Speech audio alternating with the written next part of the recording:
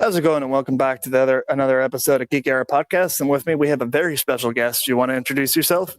Hi, everyone. This is Natalie XHunter, the author and now YouTuber who overthinks Rezero on a regular basis. And, we're going to make this a sort of a casual episode because everyone is talking about Rezero at the moment. We're going to talk about the current season of Rezero, what we're enjoying about it so far, and what our expectations. So, Natalie, cool. you've read a bit about you've actually read the novels for Rezero, have you? I've read the web novel. There's Tape basically releases his first draft as a web novel, which some lovely people called Witch Cult translations translate into English, and you can read them online. The light novels are the kind of canon that is made into the anime, but the English translations for those really only go up to, I think, somewhere in Arc 4. So I haven't read those, and I'm kind of getting all the differences between the web novel and the light novels from people on Twitter who've read the light novels telling me, oh no, that thing that you thought was going to happen there, that was cut. So some things are actually just as baffling to me as they are to the anime onlys. Yeah, so actually, is there many differences between the web novel and the anime, just from the first season? Well, that's actually hard to say because the first season wasn't translated. So the translations of the web novel were more for people who'd finished watching the anime and then wanted to know what happened next. So I haven't actually read the first 3 arcs in the web novel. I've read those in the manga in Italian. So yeah, there are some significant differences. But the main one is probably that there is a reveal in season 1 which wasn't shown, that the character Aldebaran, who's Priscilla's knight, she's that one from the royal selection who's very she's the one who wants Subaru to kiss her feet. You know her? Yeah, the guy with the mask, the helmet rather, the Dark Souls looking guy, he's actually also a person from Japan who is isekai'd. And that should be revealed in the first season, but wasn't for some reason. I guess because it doesn't really pay off until like what will be season 3. Because you just don't see that character again. So it's kind of those sorts of things that have a big impact on what the big story overall might be, but it didn't really matter in terms of season 1. I think the main difference is that people watching the anime might not have a lot of the clues. Is there any hints that the guy has a bit fetish? He only has one arm, so maybe he's into feet to make up for that. I'm not sure. That thing is kind of unexplained, but maybe he just like maybe he wants feet pics. So it's like what Nuck says, is Peter meat. So how are you enjoying the second season, actually? I think it's been good so far. I mean, I know a lot of people were really, really interested in episode 4, which just aired, which had the flashback. Well, not really a flashback, but the trial that Subaru does where he sees his family back in Japan. And, there's a lot of feels and stuff in that episode. I think they did a good job of that, and a lot of people were very happy with it. I don't really know how it's been received in general by anime onlys because it's kind of hard to tell on Twitter, where people tend to get into the kind of fandom-y wars about things, whether people are, responding well, or whether it's all the kind of same things people were complaining about in season 1. People who aren't fans of it, tend not to like Subaru and not to really approve of his decision that he prefers Emilia.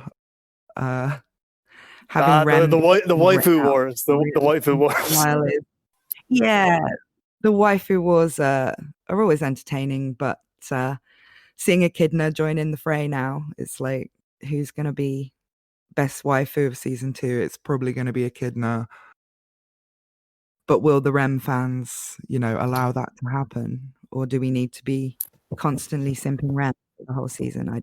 I don't know what they're going to think. But I was kind of wondering what it'd be like if female fans of anime went like that far into the Yeah, that's true. husbandos, if I was just there trying to argue all day about whether Julius was better than Reinhardt and things like that. It's just kind of That leads me really to the weird. other question. What do you think was in the teacup?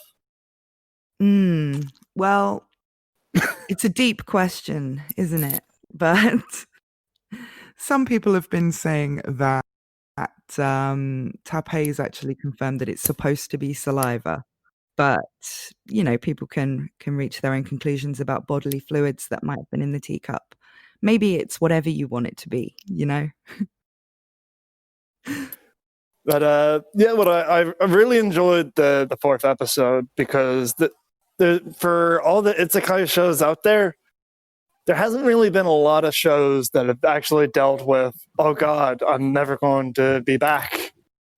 Yeah, I mean, usually there are different types of isekai where, you get someone who dies because Truck-kun has chosen them, and they get to go off to another world, and you just assume that, they're dead in their world. So, yeah, their family will be sad and all of that, but there's not that kind of disappearance aspect where there's no closure or whatever. If you look at something like Konosuba, we don't know how Kazuma's family feel about the fact he was killed in such a heroic Embarrassing way. way. I'm sure they're very proud. And, he's off having his... Well, yeah, I'm sure they're very proud, though, that he died in a heroic way with all the nurses laughing at him. But, there's usually the death. There's the death in Reincarnated as a Slime. There's a death in Tanya the Evil, these sorts of things. And you think, well, that's what happened. They died in our world, and nobody, people will have a funeral, and that will be the end of it. But with Subaru's case and a lot of other people who are taken, it's kind of what does happen afterwards. Are they trying to get back? You see in some shows like Log Horizon where part of the plot is them trying to actually get back to their original world. And that was kind of the thing in Digimon, one of the very oldest of isekais, where they were always trying to find a way back. But with this, they've kind of addressed that. It's kind of, we know that Subaru probably isn't looking for a way back right now, and he's had to deal with the fact that he probably won't see his family again, and as far as they're aware, they just don't know what happened to him, which is dark. Yeah, like I found it funny that they still try to put in humor and throughout the whole episode, which is like it's a sad sort of farewell to his parents. Yeah, there was actually a lot more of that in the web novel. I made a video with some of the best lines that were cut from the web novel going into that episode. And there's a lot more of the kind of weirdness of his parents. I mean, with the mayonnaise and his dad has a Twitter account where he talks to teenage girls and gives them advice and things like that. There's all this weird stuff that's funny, but it's kind of normal. It's also like what you would imagine someone having a laugh and a bit of banter with their dad about. It was done well, I think. And then, the comment from the mother with the butthole. Yeah, the butthole bit was in the web novel too, and I'm happy to see that it made it in. Suppositories, buttholes, just getting that little bit of butthole humor in right before the goodbye, mother, I will never see you again.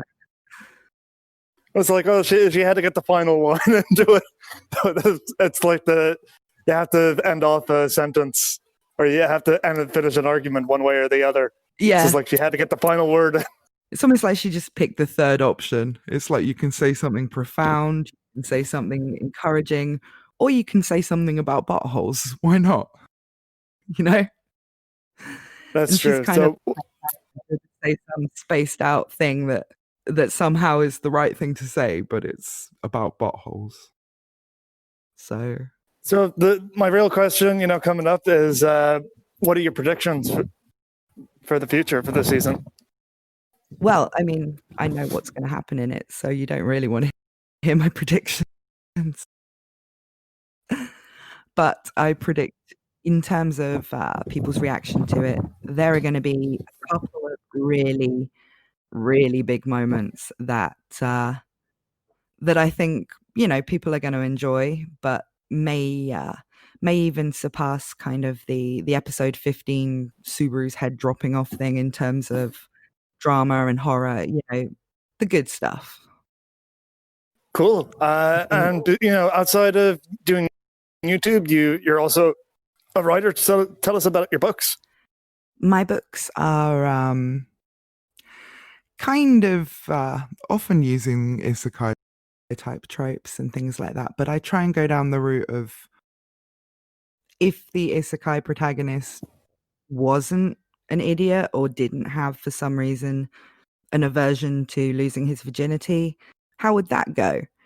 And he gets his harem, who I always try and make into interesting characters who serve a purpose in the story, but who also have certain expectations from the protagonist in terms of the time they spend together and how it will be used. That's all right. You don't have to. Very, very rude. Remember, we're a podcast, so it's a slightly older demographic, so you can go into lewd territory. Oh, okay, then they're very filthy.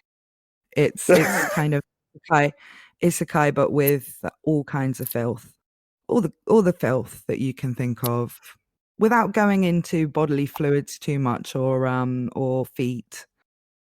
I try not to aim for any specific fetish base. It's all just the filth that you want. So do you have any upcoming books yourself, or do you have one that just got released? Actually, at the moment, the last one I released was sort of book 7 in a long ongoing series I've got, which is not an isekai. Actually, it's a post-apocalyptic game with alien androids. It's called Android Alien Apocalypse, actually, because I'm good at titles like that. And so yeah, book 7 of that just came out, and I've also remastered some older books. But over the summer usually is not really the best time to be releasing books. People don't tend to read as much. So I'm really working more on the things I'm going to release in the fall. And I've got a few things coming up that, I'm going to launch a new I can't speak. A new series, which is on an isekai theme, but it's got a bit of a twist. It's somebody who's been to the isekai world and killed the demon lord and done all of that, and then unexpectedly gets basically transported back to his original world. Oh. And so it's kind of about how you would deal with that, like actually coming back after that. And it's still dirty, but because he still has all his charisma and everything that he got in his RPG type world, so he's using that to his advantage. But yeah, there's also the second book in this series that I do called Unknowable Chaos, which is more of a kind of comedy isekai thing, but also dirty. And yeah, the Rise of the Dungeon Don, that's another one I do, which is a mafia boss who's reincarnated as a dungeon core in another world.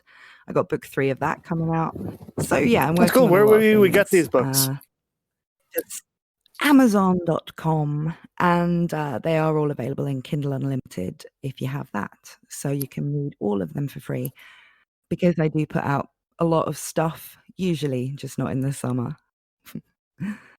Cool. We'll definitely be interested in, once your book comes out, we'll help you promote it. Oh, thank you so much. Thanks for coming on the podcast anyway. Thank you. It's been really nice to talk to you. And we're going to call this the end of the episode, guys. Stay tuned for make sure that we're on Twitter, we're on Facebook, and pretty much anywhere you find a podcast. All right. Bye. Bye.